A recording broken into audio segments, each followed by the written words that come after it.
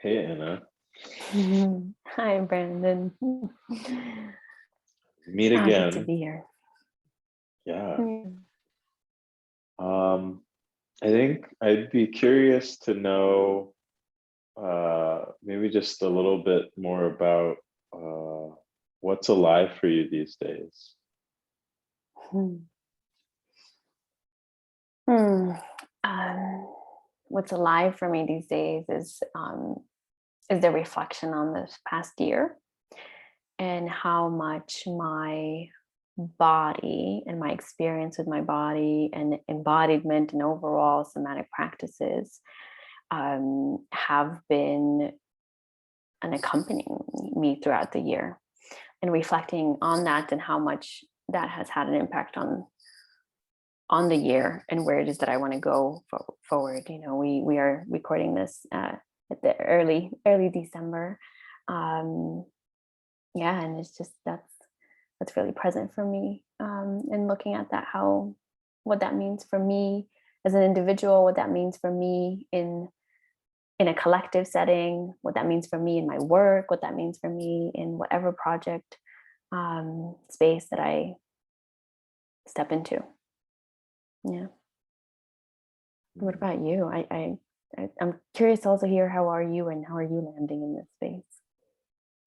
Thank you for asking. I really resonate with that. I think uh, I've been going through some body transformations. So I really resonate with the focus there. I've had trouble like sleeping over the past few days, and I think it's because of like the lunar or solar eclipses that have been Okay. happening. I feel like I'm on European time. Like Mm. I wake up in European mornings, and it's really weird because nobody else is awake here in the East Coast. And I think like what's alive for me is the shift in my relationship to work, Mm. and also like relationship to other people I work with. Um, and it's just been like interesting to see my own transformation in the last year. Um, but also like I feel a calling to be more involved in the world and helping to change narratives. Like I think that's just something I'm becoming more aware of. Mm. Change narratives. Mm. I want to ask you a question there. How has your narrative been, like your own personal narrative, been changing throughout the course of maybe this last year? Yeah. I think like the case of my personal narrative is an interesting one. Um, I had a wake up call, I'll call it.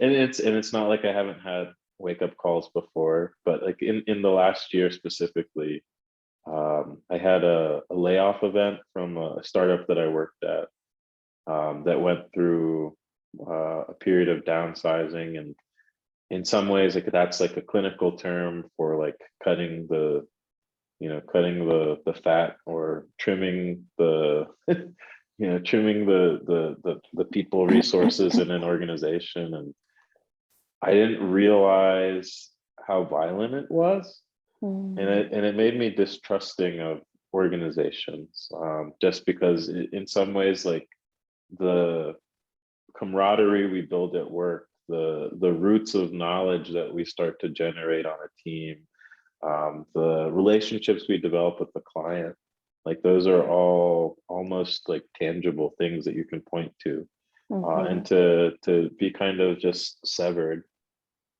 is a painful experience. Like I was just reading an article today about a real estate startup that just let go of 900 people over a Zoom call, and I'm just like, like how is that humane? Like that affects a lot of personal stuff, and our lives are so intertwined in what we do. So like I've been trying to understand my relationship to how my narrative intertwines with other narratives, and Mhm. work being one of those narratives. but I feel more open these days. I feel like work can take many shapes and forms, and that's something that I'm delighted by. But yeah, I'm curious, like, what is the concept of work doing for you? Like, how does it express itself in your life? And it doesn't have to be like a paying job, you know, just like, Okay. what is work to you? Um, and thank you for specifying that. I have to say, I have stepped away from that very limiting, I think, box of work as, you know, just the 9 to 5 that pays us. A few years ago, I had a 9 to 5 that actually was more like a 24/7. That brought me to a physical and mental burnout. And since then, I have moved away from that type of work. My work nowadays and what is present right now is projects that I'm passionate about, with people that I love, and in a way that is, I would say, it's art, like creating art together, and like being able to hold space and create the way that we work through, like, as we work, right? So that yeah, projects I'm passionate about, with people that I love, and in an art form in many ways, being created as we go through it. And that transforms, you know, in multiple ways. In some ways it's what I was telling you before we got on here. It's through a project at a foster home in Poland.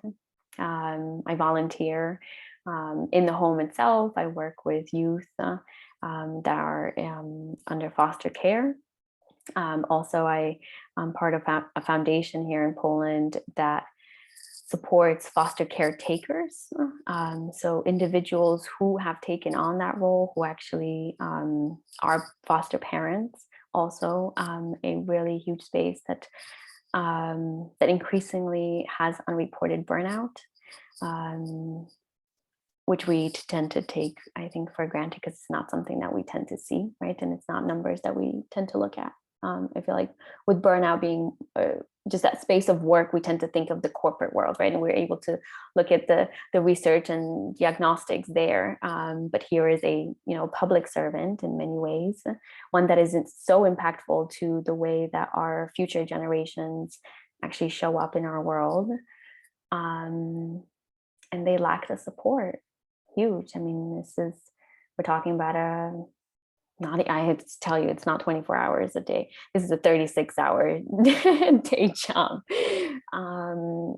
So I support the work here in the foundation, supporting the foster caretakers. I'm also a writer, so I share a lot of my writing, creative writing, as well as kind of the whole process of changing the way that we work.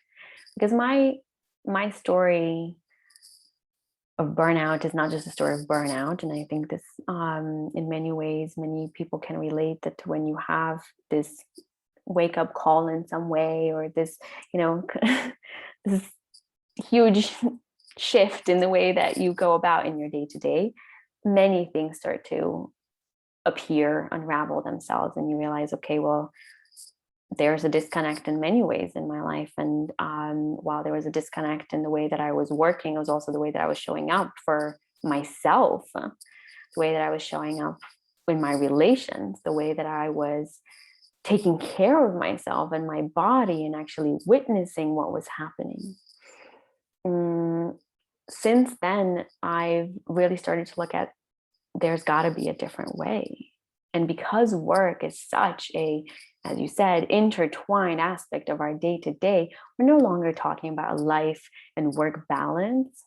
We're talking about a healthy intertwining, especially as, you know, the generations have shifted, and I would say more and more we're concerned about, how does my work fulfill my vision of the future, my ethics, right? How do I make a difference? And how do I actually feel that difference really tangibly? So my work now also is presented in that way. One is research, exploring how that can be, doing courses to learn more, providing coaching services to mostly social entrepreneurs who are scaling their businesses, and wanting to not only, do justice, mostly in the climate change space, but also do so with teams in a way that doesn't lose that human aspect. Yeah. I love that. You touched on so many topics that I want to, double click and like dive into, but I guess like I'm curious, like just to like go back to like some formative years, like what did you think work would be like? Like I know like I've heard the question like what do you want to be when you grow up, but like is there a more appropriate question for like the future generations that are coming up now? Like how should they kind of think about work, and maybe share a little bit of your own story? Brandon, I love that. Now I'm like, I can't wait till I'm going to have the evening conversation at the table tonight. I'm going to have to come back to you with this also with some answers um, to this question. So I, I grew up in an immigrant family, having moved from Poland to the US.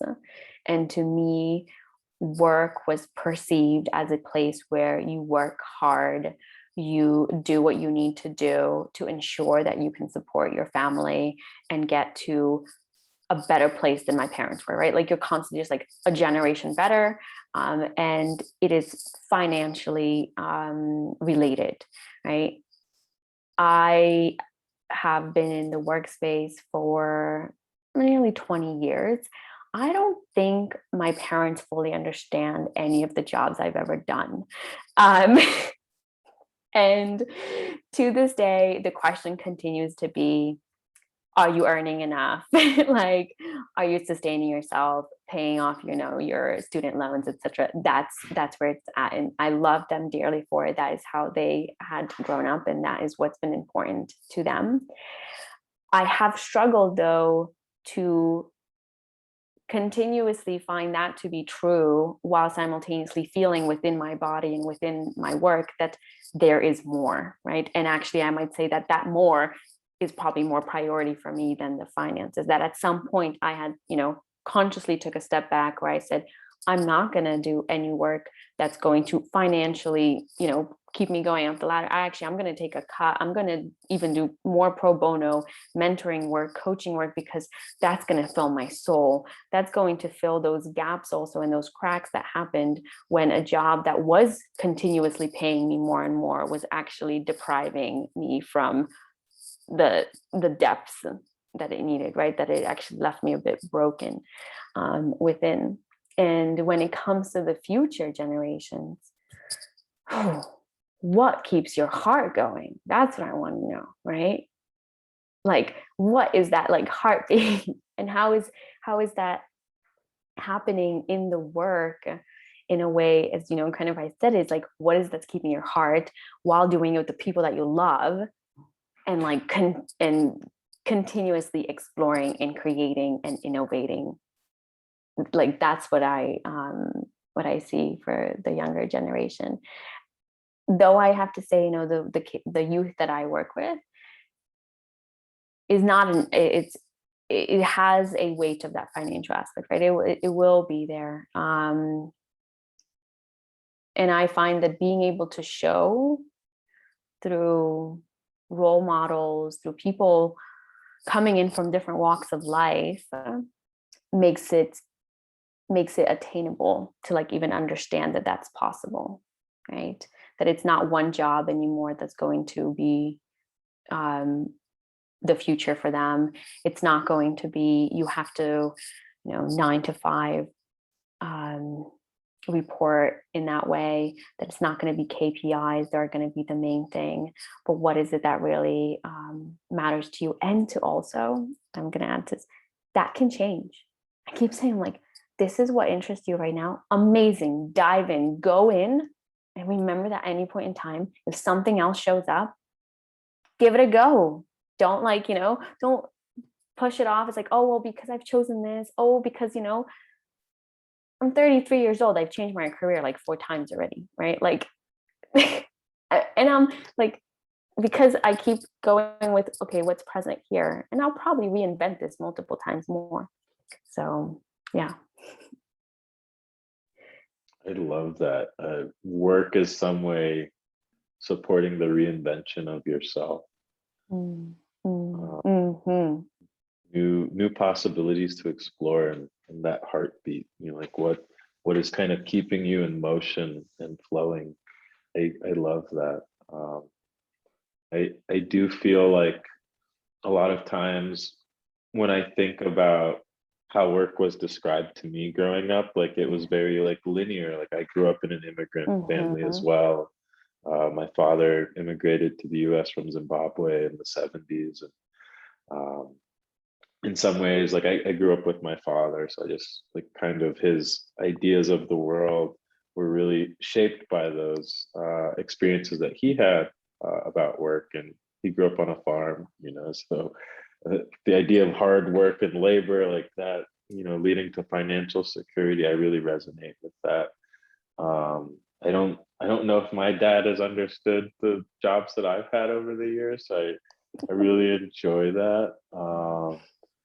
And like it's funny, like I think like one of the present tensions like with my father now is explaining actually what I want to do, like my Mm-hmm. aspirational self, and trying to explain how the things I'm doing now are actually things for a future yet to come. Yeah. But like it's really rooted in that kind of heartbeat, like the things that keep me going each day. Like talking to amazing people like you, like this to me is the pleasurable work that I want to be doing, and I just find myself drawn to it. Like I don't know how else to like be. And I think it's like in some ways that intuition that you were hinting at, that like I would love to figure out ways to foster in the future generations. So Yeah. I just wanted to share back and reflect what I heard from you.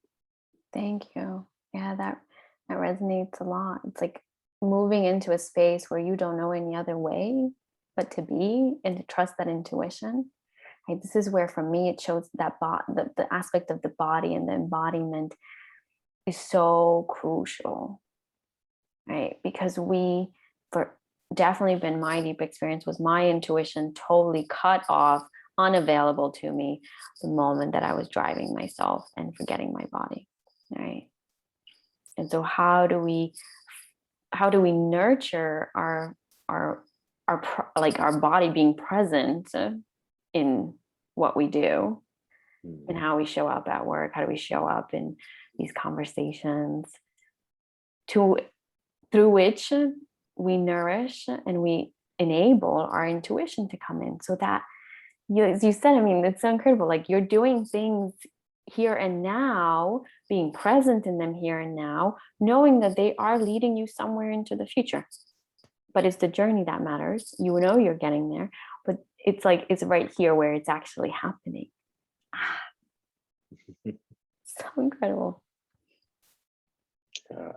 I would love to, like, because I think like even for me, like I've stopped counting what career I'm on, but I think like I followed a similar path of like switching, how I show up in the world. But I'm realizing a lot of it was, I loved what you said, cut off. Like there was a point in my journey where I was just showing up because I had a certain belief in place. Mhm. Like, or either I was doing this for like I need to have a paycheck, and the people who have paychecks are like valuable members of society. I had some kind of story.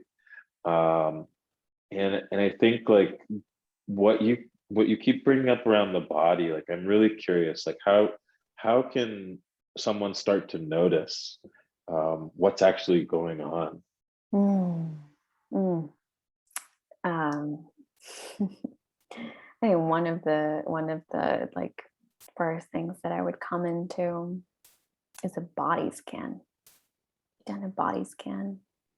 You really just walk through your body from toe to head and give notice to what is present. And I say this with a privilege of time that I give to that. So, firstly, even the ask is give yourself 5 minutes to be with your body. So, first and foremost, that.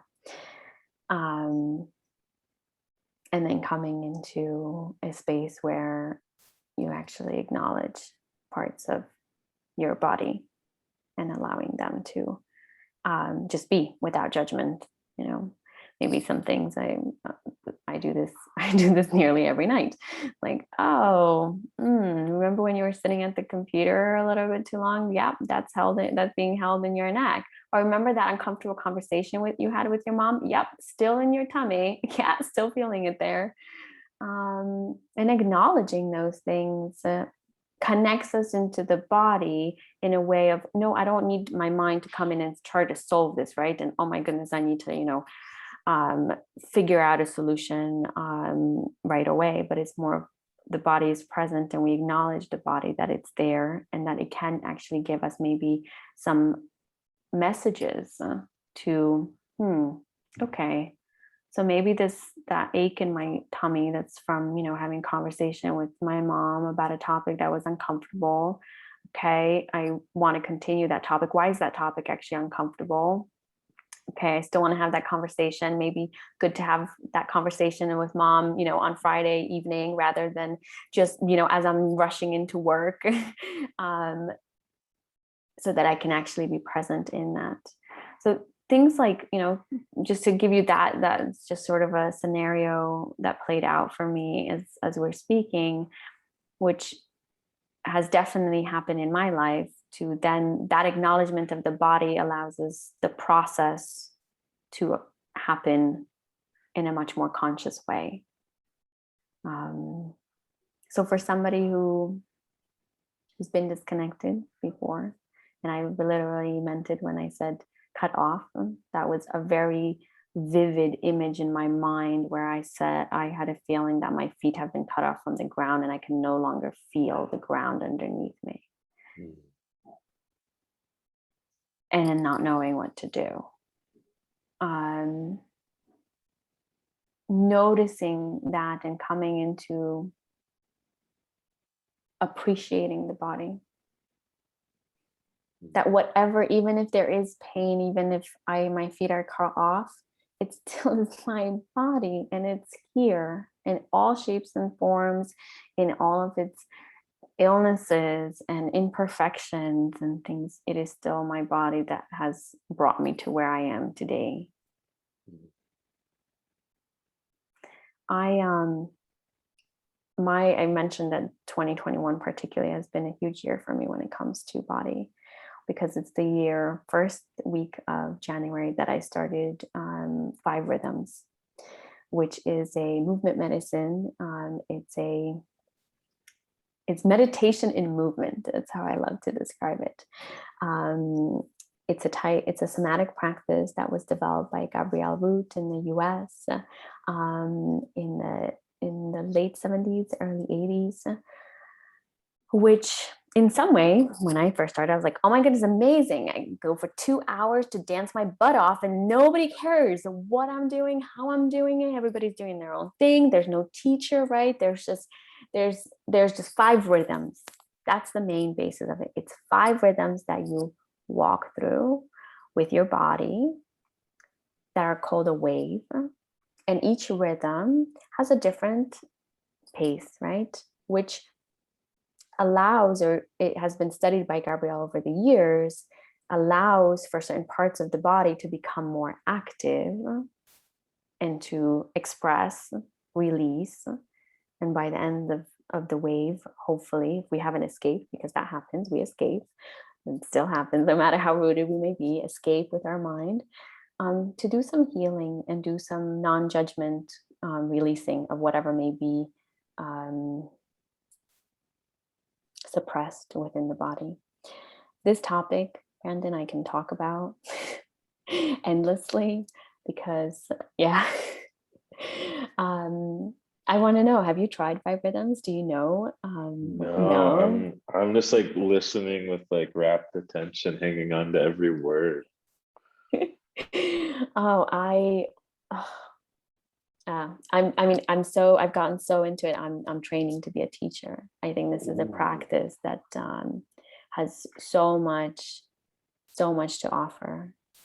And the beauty of it was that, as I said at the beginning, for me was like, oh, I'm just coming on, once a week, dancing my butt off, great exercise. You just like, boom, intuitive dancing in some way. And through the months, I started to realize, I'm like, wow, I'm not doing this only for what happens on the dance floor. I'm actually doing this for what happens off of the dance floor. Mm.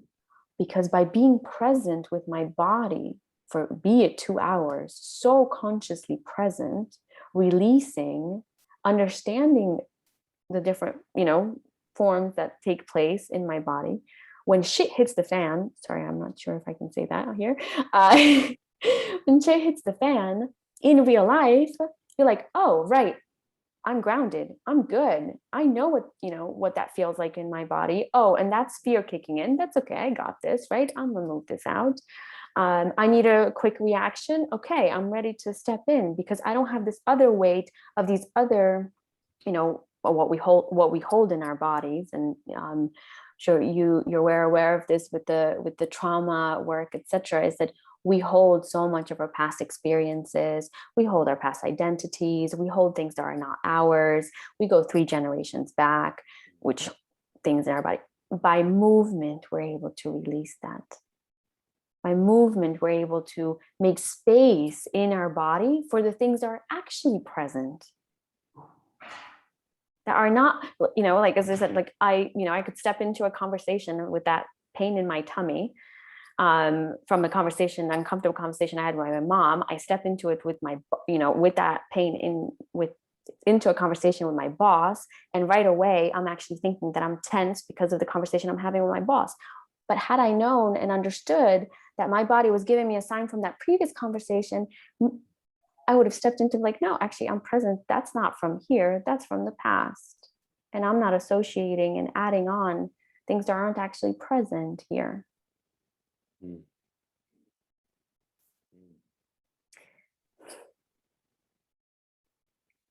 That is, oh wow. I mean, there's so much richness to this. Like in some ways, like I see the ripples, that the experiences we have in the world, or the experiences that have happened generationally, like in some ways, like they can be memory.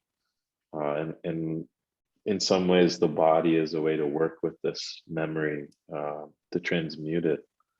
So I really love like where you're going with this. And it feels like deep work. Like I feel like I would love to like join one of your sessions.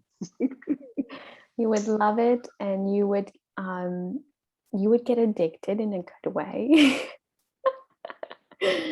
um, really, I mean, I obviously this is my experience, and from my perspective, I want to invite all of those who have that capacity to dance, to move the body. There is something, that we know also from, I'm a cultural anthropologist, so from anthropology we know, studying cultures, that dance and the ritual of dance has been so deeply rooted in our cultures, because it gave a means of celebrating, but it also gave a means of like surrendering to the pains and the sorrows and whatever was. Mm. Wow. I guess it calls into to mind maybe like a final question from me that like I've already written down. But I guess like how do you want to live? Like I guess like in like thinking about the body and how it feels, like how does your body feel like in this, you know, new vision of how you might want to live in the future? Like I'm curious about do you already know? Can your body kind of tell the future? Mm. Oh my goodness. Yeah, now here's like, do the body scan, tune into your body and talk from the body, not the mind. This is, because my mind wants to answer this question. Mine's like, yeah, well, I have these ideas. And my body's like, we know, we got this. We just need her to shut up there sometimes. I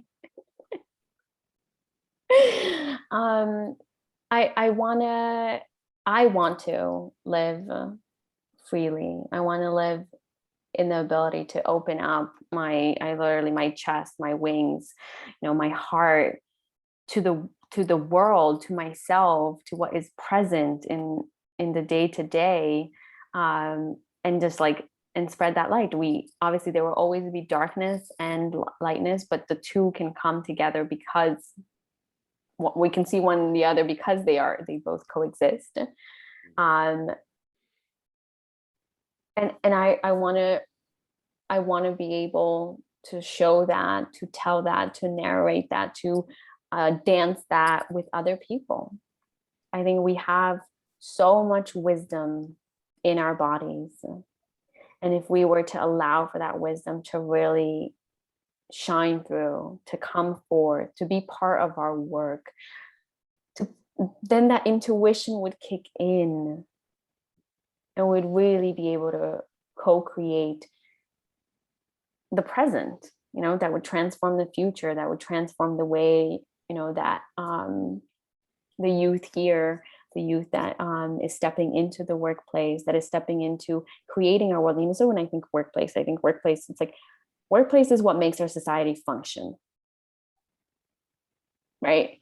But really, what is it that like makes our society flourish? Like, what is that makes us human? And humanity is like, be alive. I want everyone to be alive. Oh, what about you? What does your body know? And what does it want? Okay, I have to tell the mind to be quiet. Body, remember the future. Yeah, I think I really love this idea of flourishing and like being human and feeling alive. I think I really want to feel a sense of ease and connectedness, um, and care, not just comfort. I want to care, for the people in my life, but also like people beyond what I can see. Like I want to be able to extend that empathy, that love, that spirit, for other people to just even have like momentary joy. Like I really want to embody that, and just like be in that place of flow. Yeah. Flow is one of the first rhythms of 5 rhythms dancing, by the way. Your body already knows.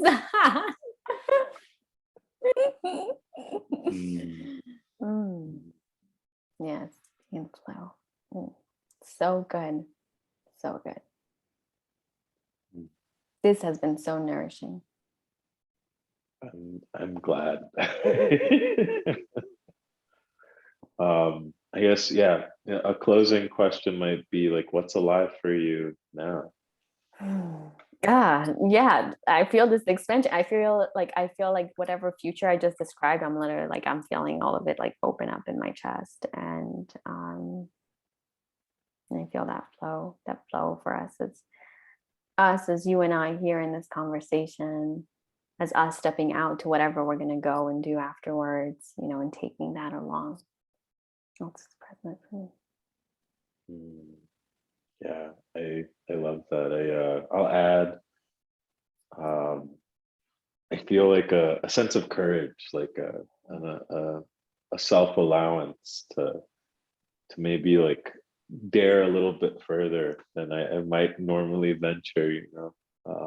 So yeah, thank you for opening up this space I'm wishing you lots of love and heart, and that you continue to find your work wherever it may be. Thank you. And likewise to you, Brandon, and to many more of such beautiful conversations.